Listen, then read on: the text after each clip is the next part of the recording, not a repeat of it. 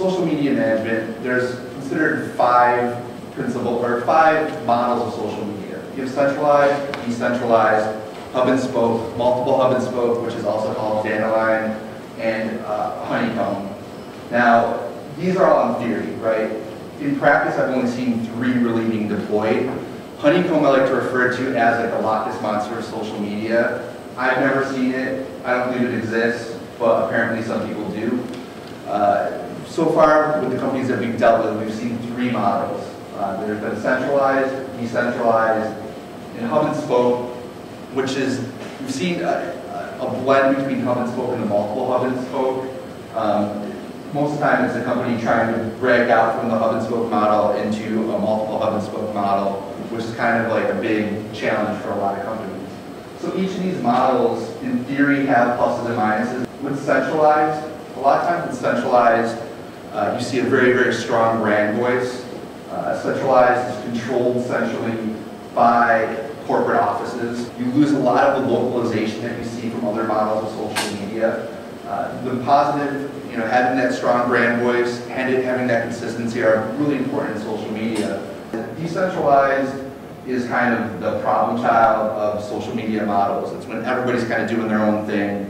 There's not a consistent brand voice, there's not a consistent strategy, there's not a consistent tool set. And when companies are in the decentralized model, it's really advised that they quickly move out of that model.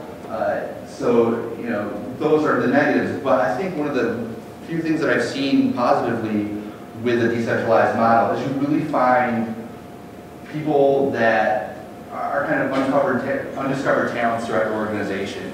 Number 1, globalization is not Americanization.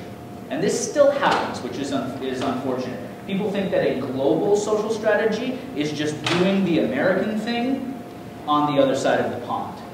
That's not it. There are cultural and regional differences that are significant enough that the way you run a strategy in the United States might not bear any resemblance to the way you run a strategy somewhere else.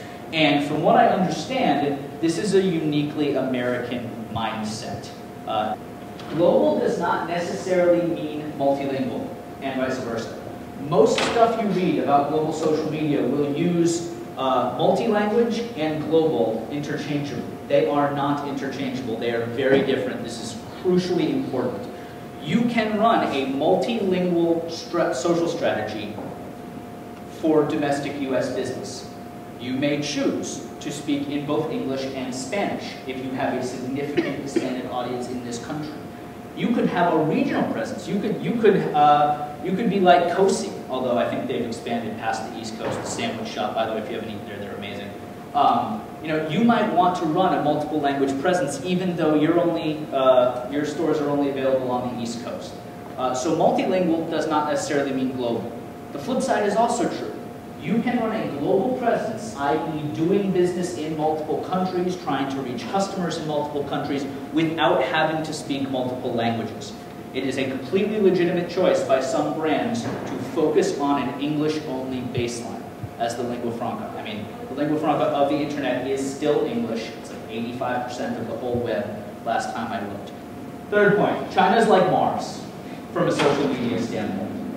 Most people, when they think about how to address a global strategy, they think about their country. So let's say we're here in the US, domestic US.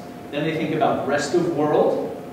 But China, if business in China is part of your brand or your client, you have got to think about China as a legitimate third bucket for a number of reasons.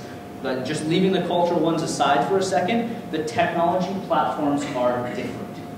You don't get Facebook and Twitter and YouTube. You have to start experimenting with Weibo and Youku and Renren possibly.